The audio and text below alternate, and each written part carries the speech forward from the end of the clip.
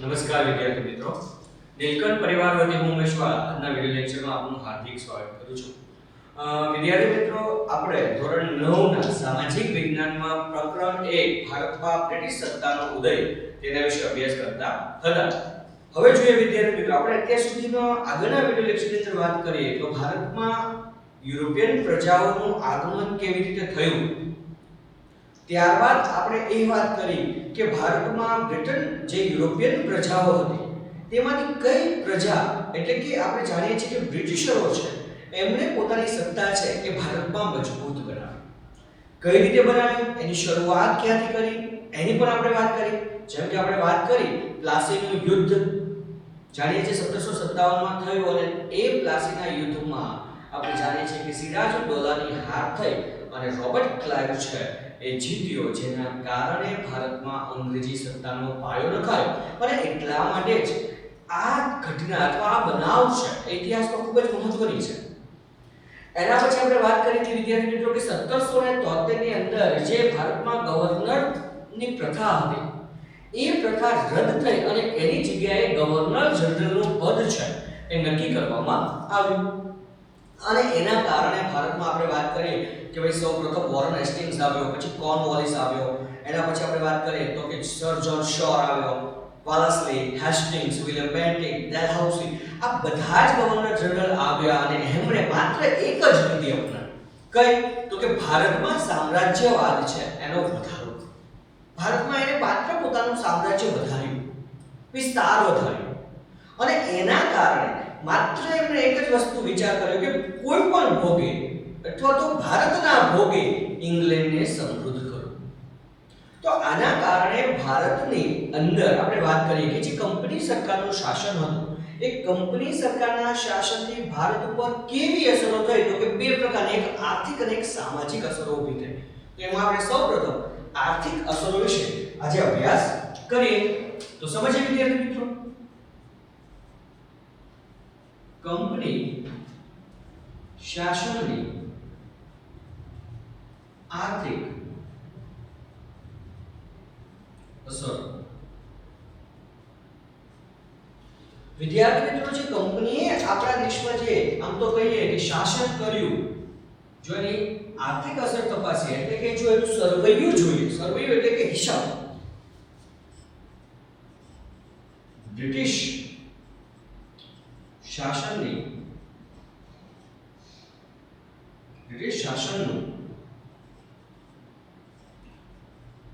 સર્વૈયું વિચારીએ અથવા તપાસીએ, સર્વૈયું તપાસીએ તો ખબર પડે કે તેમનું શાસન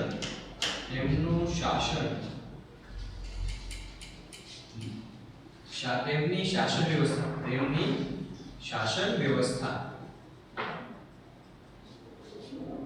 માત્ર ભારતના ભોગે ઇંગ્લેન્ડને સમૃદ્ધ કરવાની જ હતી. ઇંગ્લેન્ડને સમૃદ્ધ કરવાની જ હતી.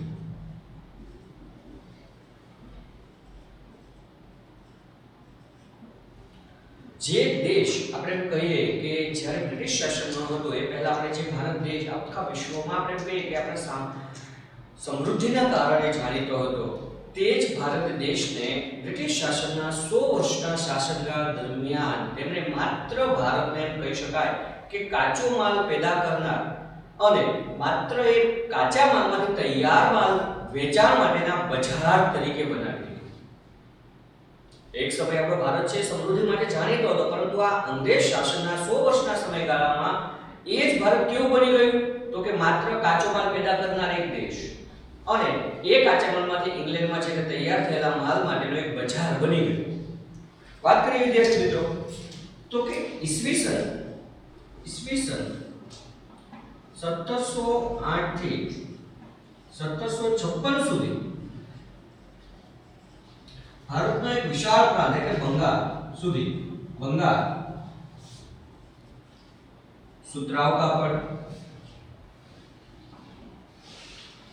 કાચું રેશમ, ખાંડ વગેરેની નિકાસ માટે જાણીતો હતો, નિકાસ માટે જાણીતો હતો, અથવા એમ પણ કહી શકાય કે નિકાસ પુષ્કળ પ્રમાણમાં કરતું હતું. એક સમયે 1708 થી 1756 સુધીના સમયગાળામાં આપણે વાત કરીએ, જ્યાં સુધી 1757 માં જ્યારે બ્રિટિશ શાસનનો પાયો નખાયો એ પહેલાની વાત કરીએ, ત્યાં સુધી બંગાળ છે એમાંથી સુતરાઉ કાપડ, કાચું રેશમ, ખાંડ વગેરેની નિકાસ કરવામાં આવતી હતી અને પુષ્કળ પ્રમાણમાં નિકાસ થતી. એમ કહી શકાય કે ભારતનું સમૃદ્ધ એક પ્રાંત હતો અથવા પ્રદેશ હતો. પરંતુ બ્રિટિશ શાસન દરમિયાન તેની ચમક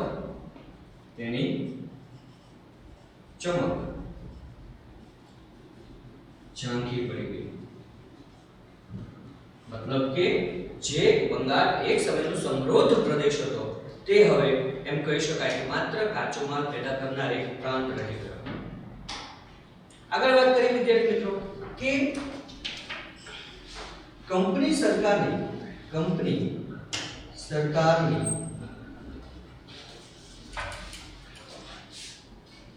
અન્યાયી મહેસૂલ પદ્ધતિને કારણે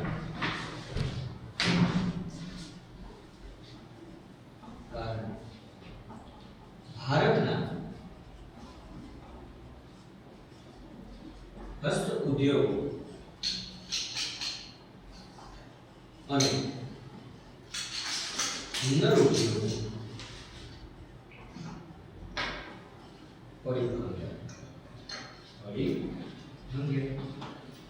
કે જે કંપની સરકાર છે ભારતમાં એને જે મહેસૂલ નીતિ અપનાવી અને મહેસૂલ નીતિ આપણે આગળ ધોરણમાં ભણી ગયા 8મા ધોરણની અંદર કે ખાસ અંગ્રેજી શાસન વ્યવસ્થાની જે મહેસૂલ નીતિ કેવી હતી તો કે જે ઇંગ્લેન્ડથી માલ આવતો હતો એના ઉપર કોઈ જકાત લેવામાં આવતી ન હતી, જ્યારે ભારતમાં જ જે કાપડ તૈયાર થતું એના ઉપર 80% જકાત લેવામાં આવતી.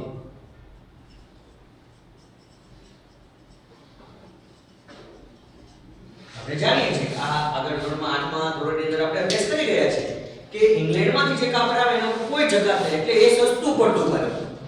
જ્યારે ભારતમાં જ તૈયાર થતા કાપડ ઉપર 80% જકાત નાખવામાં આવી, જેના કારણે શું થયું, ભારતમાં જ બનતું કાપડ ભારતમાં જ મોંઘું પડવા લાગ્યું.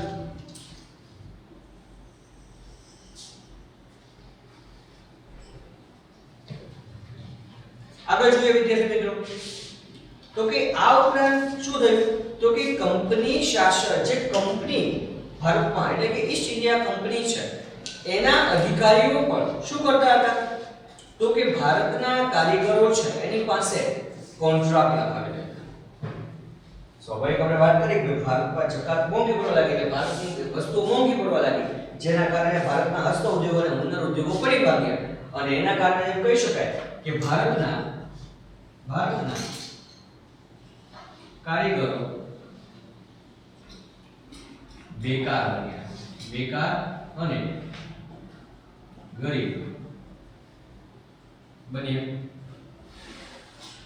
આનો લાભ કંપનીના અધિકારીઓએ લીધો. કોણે લીધો? કંપનીના અધિકારીઓ કારીગરો પાસે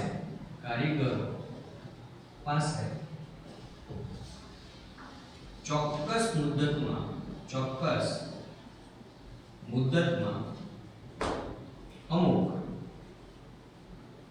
કાપડનો જથ્થો વણાવી લેવા માટેનો કોન્ટ્રાક્ટ એટલે કે કરાર લખાવી લેતા. કે કંપનીના અધિકારીઓએ જે કારીગર ગરીબ અને બેકાર બન્યો એનો લાભ કંપનીના અધિકારીઓએ ઉઠાવ્યો. શું લાભ ઉઠાવ્યો? તો કે એ કારીગરો પાસે ચોક્કસ મુદ્દતમાં ચોક્કસ સમયમાં અમુક પ્રકારના અમુક ટકા એમ કહી શકાય અથવા અમુક જથ્થો છે એટલું કાપડ એમને ફરજિયાત વણીને આપવું એવો એની પાસે કરાર લખાવી લેતા, કોન્ટ્રાક્ટ લખાવી લેતા. અને જો કારીગર કાપડ વણવાની ના પાડે એટલે કે ઇનકાર કરે, ના પાડે, તો તેમને ફટકા મારવાની કે જેલની સજા કરવામાં આવતી. કે જો કારીગર ના પાડે, ઇનકાર કરે, તો કારીગરને ફટકા મારવાની અથવા જેલમાં પૂરી દેવાની સજા છે એ કરવામાં આવતી. જેના કારણે એવું બન્યું કે એક સમયે જે ભારત એમ કહી શકાય કે સ્વાવલંબી હતું, સમૃદ્ધ હતું, એ જ ભારત બ્રિટિશ શાસનના કારણે પરાવલંબી અને પાયમાલ બની ગયું. એ જે ભારત સમૃદ્ધ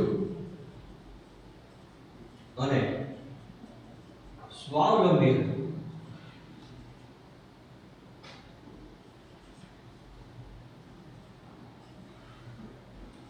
તે જ ભારત બ્રિટિશ શાસનના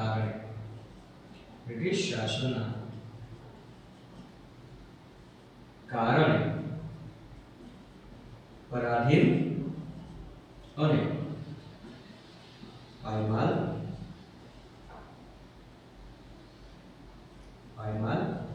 બની ગયું. પાયમાલ બની જવું એટલે કે ગરીબ બની જવું. આપણે જાણીએ છીએ કે માત્ર અંગ્રેજોએ તો ભારતનું આર્થિક શોષણ જ કર્યું છે. તો જે ભારત એક સમયે સ્વાવલંબી હતું, સ્વાવલંબી એટલે માત્ર પોતાના ઉપર આધાર રાખતું હતું, એ બ્રિટિશ શાસનના કારણે પરાધીન બની ગયું, ગુલામ, અને સાથે સાથે પાયમાલ ગરીબ પણ બની ગયો. અને એમ પણ કહી શકાય કે પરાવલંબી બની ગયું. પરાવલંબી, બીજા ઉપર આધારિત બની ગયો.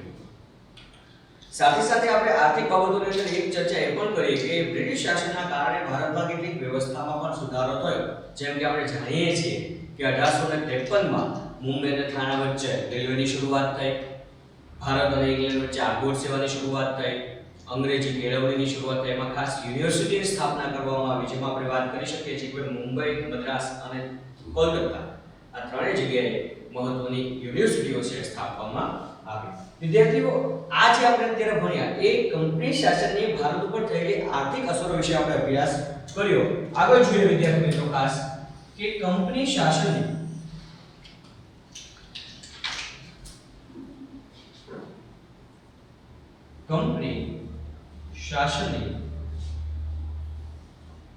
સામાજિક અસર. કે કંપની શાસનના કારણે આપણા સમાજ ઉપર શું અસર પડી? તો કે ખાસ બ્રિટિશ શાસન વખતે જે વર્તમાનપત્રની શરૂઆત થઈ, બ્રિટિશ શાસન સમયે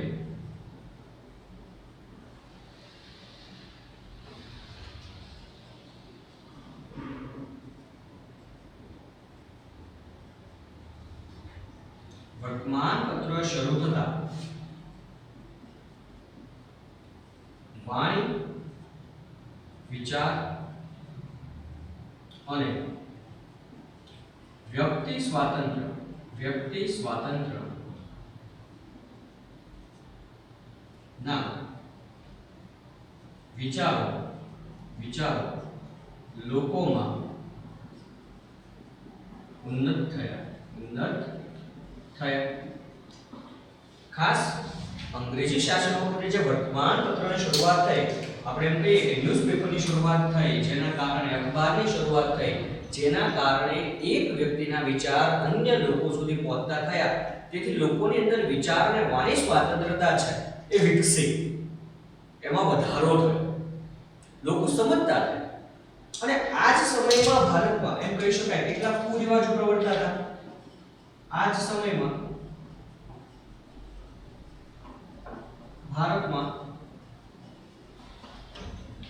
કેટલાક કુરિવાજો પ્રવર્તતા હતા, જેમ કે સતી થવાનો રિવાજ,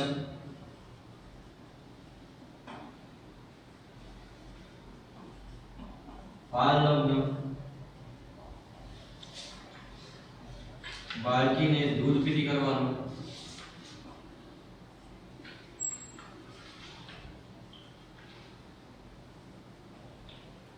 રિવાજ વગેરે કહી શકાય કે આ સમયમાં આપણે વાત કરીએ જ્યારે અંગ્રેજ શાસન હતું ત્યારે આપણા ભારતમાં ઘણા બધા કુરિવાજો પ્રવર્તતા હતા. સતી થવાનો રિવાજ છે, બાલ લગ્ન છે, બાળકીને દૂધ પીતી કરવાનો છે, વિધવા વિવાહ નિષેધ. આ જે વર્તમાન પત્ર શરૂ થવાથી વાણી અને વિચારની જે વ્યક્તિ સ્વાતંત્રતા વિકસી, જેના કારણે કહી શકાય કે ભારતના કેટલાક સમાજ સુધારકોએ, કેટલાક જ્યોતિર્ગરોએ આ કુરિવાજો સામે ઝુંબેશ ચલાવી. જેમ આપણે વાત કરીએ, આપણે જાણીએ છીએ કે આગળ પ્રો ભણી ગયા કે રાજા રામમોહન રાય, દુર્ગારામ મહેતા,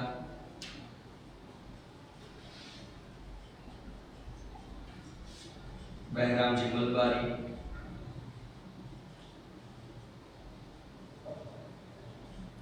વગેરે કુરિવાજો સામે ઝુંબેશ ચલાવી કાયદા બનાવ્યા.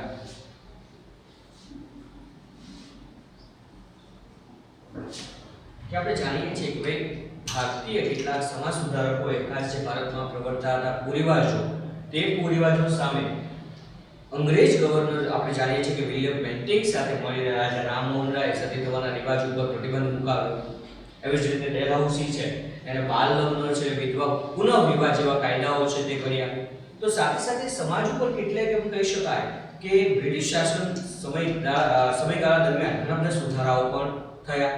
આની સાથે સાથે આપણે વાત કરીએ કે ભાઈ બ્રિટિશ શાસનને વધારે મજબૂત બનાવવા માટે ખાસ તેમને અંગ્રેજી જાણનારા લોકોની જરૂરિયાત ઊભી થઈ. અંગ્રેજી જાણનારા લોકોની જરૂર પડી કે ખાસ જો અંગ્રેજો ભારતમાં વહીવટ કરવો હોય, વેપાર કરવો હોય તો ખાસ તો શું કરવું પડે કે એ આપણી ભાષા શીખે અથવા તો એની પોતાની ભાષા છે એ આપણને આવડવી જોઈએ, તો જ એ ભારતમાં વહીવટ છે અથવા વ્યવહાર છે કરી શકે. સ્વાભાવિક ઉદાહરણ જોઈએ કે આપણે કોઈ જગ્યાએ વેપાર કરવા જવું હોય તો આપણે ભાષા આવડવી જોઈએ, તો જ આપણો વેપાર ચાલી શકે. તો ખાસ એ સમયમાં અંગ્રેજી જાણનારા લોકોની જરૂરિયાત ઊભી થતા તેમણે એમ કહી શકાય કે ભાઈ લોર્ડ મેકોલે અંગ્રેજી કેળવણીની શરૂઆત કરી, જેના કારણે અંગ્રેજી કેળવણી આપવા માટે ચાર્લ્સ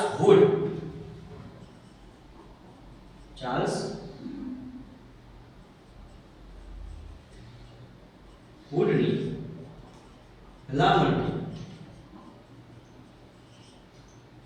ભારતમાં મુંબઈ, મદ્રાસ એટલે કે ચેન્નઈ અને કોલકાતામાં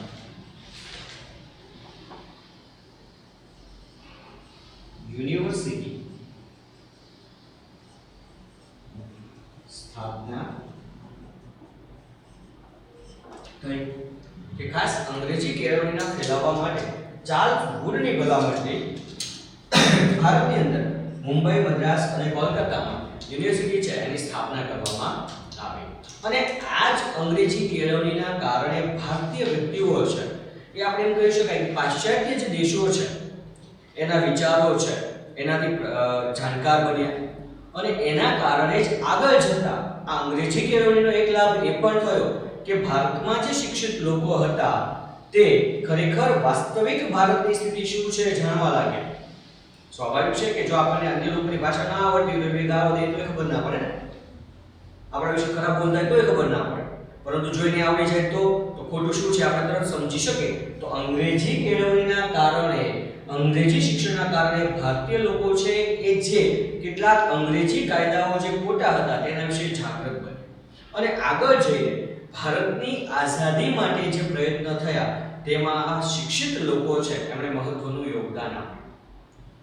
આ જ રીતે આપણે વિદ્યાર્થી મિત્રો વાત કરીએ કે આ જ પ્રથમ પ્રકરણની અંદર આપણે વાત કરીએ ખાસ તો કે ભારતમાં જે અંગ્રેજો આવ્યા અથવા તો ભારતમાં જે યુરોપિયન પ્રજા આવી એ માત્ર ભારતની સમૃદ્ધિથી આકર્ષાઈને આવી, ભારતમાં વેપાર કર્યો અને ભારતનું આર્થિક શોષણ કરીને ઇંગ્લેન્ડને ઘણી બધી સમૃદ્ધ બનાવ્યું અને સમયાંતરે ધીરે ધીરે ભારતમાં એમણે પોતાની સત્તા પણ જમાવી અને 200 વર્ષ સુધી બ્રિટિશ શાસન નીચે ભારત છે પરાધીન રહ્યું.